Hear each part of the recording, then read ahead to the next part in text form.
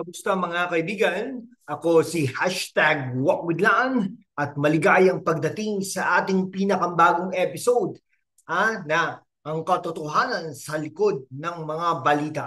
Ngayon mga kaibigan, maghanda kayo dahil pag-uusapan natin ang isang teleseryeng mas mainit pa kaysa sa sili sa Bicol, ang impeachment trial ni Vice President Sara Duterte at ang mala action movie na awayan ni Salvador Panelo at Harry Roque.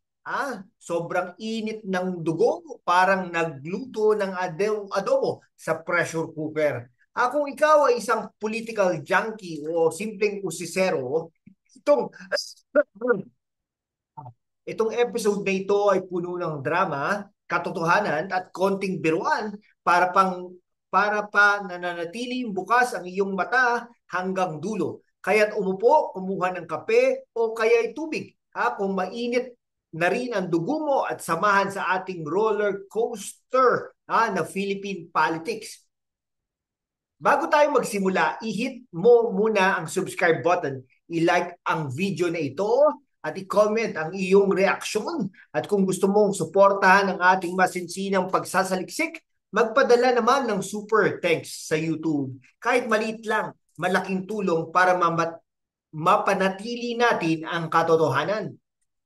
Mga kaibigan, simulan natin sa sentro ng bagyo, ang impeachment trial ni Vice President Sara Duterte. Noong February 5, 2025, higit sa 215 na kongresista ang nag-endorso ng reklamong impeachment laban kay VP Sara. Ano ang mga kaso? Una, umano'y pagbabanta na patayin si Pangulong Ferdinand Marcos Jr. Isang akusasyong mas grabing plot twist kaysa sa ending ng Parasite. Pangalawa, ang umano'y maling paggamit ng 125 million pesos confidential funds noong 2022. At pangatlo, ang mga paratang ng korupsyon at betrayal of public trust. Parang script ng isang political thriller. Ang trial na ito na nakatakdang magsimula sa July 30, 2025 ay hindi lang tungkol kay VP Sara. Ito ay isang labanang pampolitika na magpapakita kung sino ang tunay na makapangyarihan sa Senado. Kung saan ang 24 na senador ang magiging hukom. Ang kailangan ni Sara para ma-acquit. 9 na boto lang At sa resulta ng midterm election, noong May 12, 2025, mukhang may pabor sa kanya, apat sa kanya, sa kanyang inendorso o nanalo sa Senado. Kasama ang isang kandidatong suportado rin ni Marcos. Parang chess game, pero mga piraso ay mga senador. Pero bakit sinabi ni Sara na gusto niya ang bloodbath? Sa isang pahayag, sinabi niya, I want a bloodbath. Sa kanyang impeachment trial. Ouch! Parang linya mula sa Game of Thrones Pero ang ibig sabihin nito, mga kaibigan, ay handa siyang harapin ang laban at ipakita ang kanyang lakas, lalo na't ang kanyang ama, dating Pangulong Rodrigo Roa Duterte, ay kasalukuyang nakakulong sa The Hague para sa mga kaso ng crimes against humanity. Kung ako ang tatanungin, ang impeachment na ito ay parang isang family reunion na nagkagulo dahil may nagdala ng masamang adobo. Si Sara handang-handa na kasama ang kanyang legal team na full throttle na raw ang preparasyon. Pero teka, paano na ba ang mga senador? Magiging patas ba sila o maglalaro ng pusoy sa ilalim ng mesa? Ang impeachment ba na ito ay tunay na paghihiganti sa maling gawain o isang pampulitikang maniobra para pigilan si Sara na tumakbo sa 2028? Ang kanyang popularidad ayon sa WR numero survey ay mataas pa rin. 30.2% ng mga Pilipino ang gusto siyang maging susunod na Pangulo. Kaya't hindi malabong ito ay isang taktika para ma-sideline siya. Pero mga kaibigan, tandaan natin ang politika sa Pilipinas ay parang sayaw kailangan ng tamang hakbang o madadapa ka.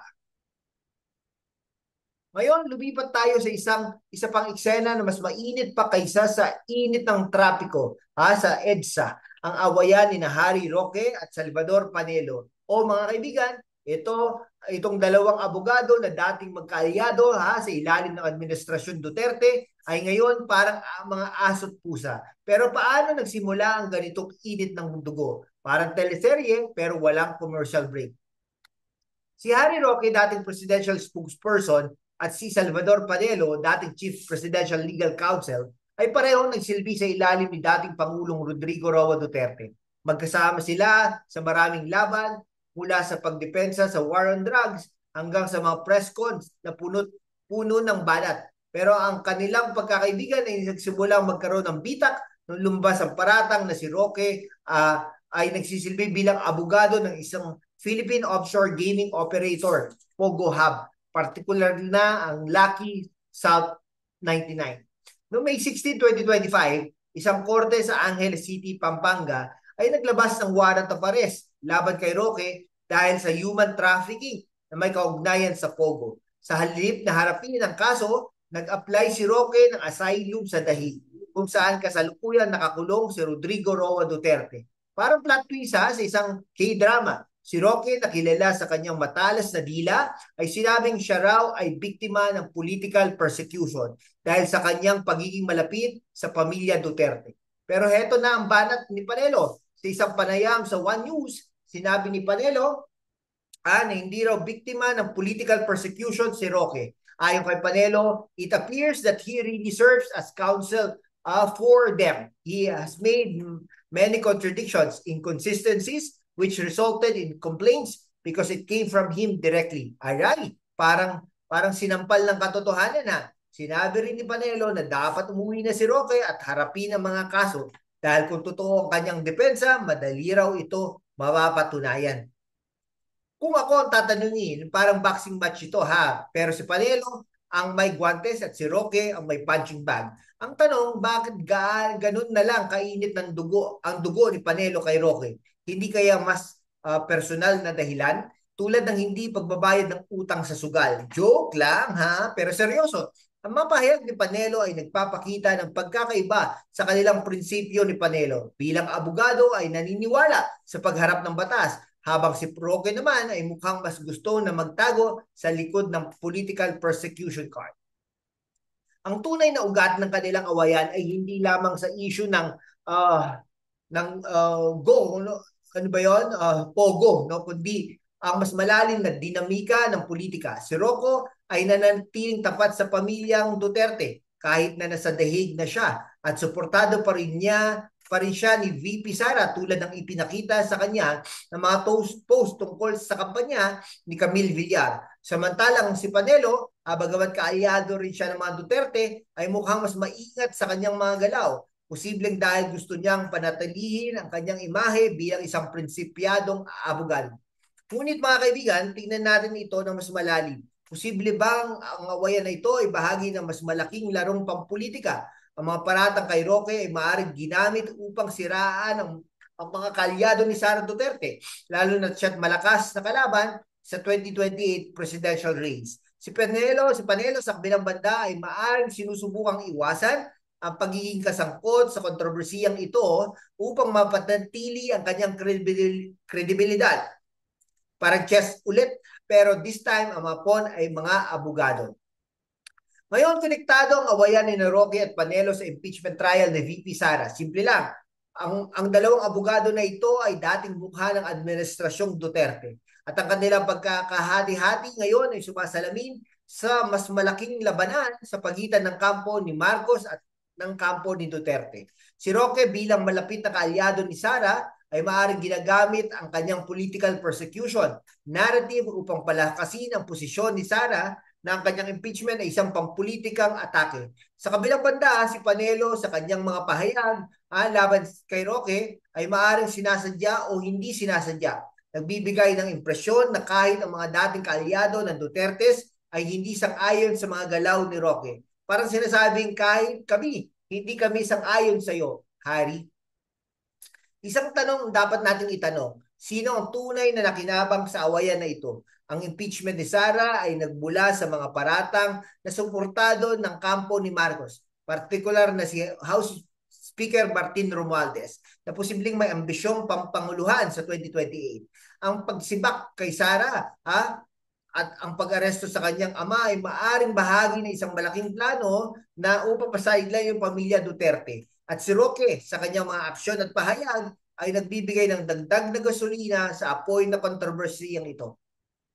Pero heto ang plot twist kahit na nahaharap sa impeachment si Sara ay nananatiling malakas sa publiko. Ang kanyang mga rally sa ibang bansa tulad ng Doha, Qatar ay nagpapakita ng kanyang suporta kahit sa labas ng Pilipinas. At si Roque, kahit nasa Dahig ay patuloy na nag-post ng suporta kay Sara tulad ng kanyang cryptic post tungkol kay Camille Villar. Parang teleserye talaga may loyal na sidekick, may kontrabida at may underdog na handang lumaban. Kung ako magdidirect ng teleseryeng ito, bagat ay Duterte Dynasty, ang huling labanan. Si Sara ang bida, si Roque ang sidekick na laging may drama, at si Panelo ang may kontrabidang may matalas na linya. Pero teka, sino ang direktor? Si Marcos ba o si Romualdez? Abangan ang susunod na kabanata. So anong hinintay natin sa impeachment trial ni VP Sara at sa awayan ni Roque at Panelo? Una, ang trial mismo ay magiging isang political circus. Ang Senado na pinamumunuan ni Senate President Francis Chis Escudero ay nagtakda na ang tentative ng petsa July 30, 2025. Pero may twist, si Sara ay naghain ng petisyon sa Supreme Court upang pigilan ng impeachment na may kasamang temporary restraining order. Parang sinasabi, wag muna mga boss, chill muna tayo. Pangalawa, mga awayan ni Roque at Panelo ay maaaring magpatuloy, lalo na si Roque ang nasa dahig at patuloy na naglalabas ng mga pahayag. Ang tanong, babalik ba siya sa Pilipinas para harapin ang kanyang mga kaso? Tulad ng sinabi ni Panelo, mananatili siyang asylum seeker habang sinusuportahan si Sara mula sa Balayo. Ang mas malaking larawan dito ay mga labanang Marcos Duterte. Ang impeachment ni Sara at ang mga kaso laban kay Roque ay maaaring bahagi ng isang mas malaking plano upang bawasan ang impluwensya ng pamilya Duterte bago ang 2028 elections. Pero tandaan natin, ang politikang Pilipino ay puno ng baliktaran. Posibleng mga senador na inasa ang boto laban kay Sara ay biglang magpalit ng kampo. At si Panelo, na ngayon ay mukhang kontra kay Roque, ay maaaring may sariling agenda. Siguro ay para mapanatili ang kanyang standing sa legal at political circles. Mga kaibigan, ang impeachment trial ni VP Sara Duterte at ang kanyang awayan ni Harry Roque at Salvador Panelo ay hindi lang tungkol sa dalawang abogado o isang vice president. Ito ay tungkol sa kapangyarihang, katapatan at ang hinintay natin sa kinabukasan ng Pilipinas. Sino ang mananalo sa labanang ito? Si Sara ba ang magiging last woman standing? Si Roque ba ang babalik bilang bayani? O mananatiling kontrobersiya na figura? At si Panelo, siya ba ang voice of reason? O may sarili rin siyang script? Kaya mga kaibigan, anong tingin nyo? I-comment ang inyong opinion sa baba. I-hit ang subscribe button, i-like ang video, at i-share sa inyong mga kaibigan para maipakita natin ang mga Pilipino ay hindi lang nanonood ng teleserye kundi sinusuri rin ang katotohanan sa likod nito. At kung gusto niyo suportahan ang aming pagsisikap na magdala ng mas malalim na pagsusuri, magpadala ng super text sa YouTube kahit piso lang, malaking bagay na yan. Hanggang susunod na episode, mga kaibigan, manatiling matalas, manatiling curious at laging hanapin ang katotohanan. Ako si #WalkWithLan at ito ang katotohanan sa likod ng balita. Salamat at magkita-kita tayo ulit.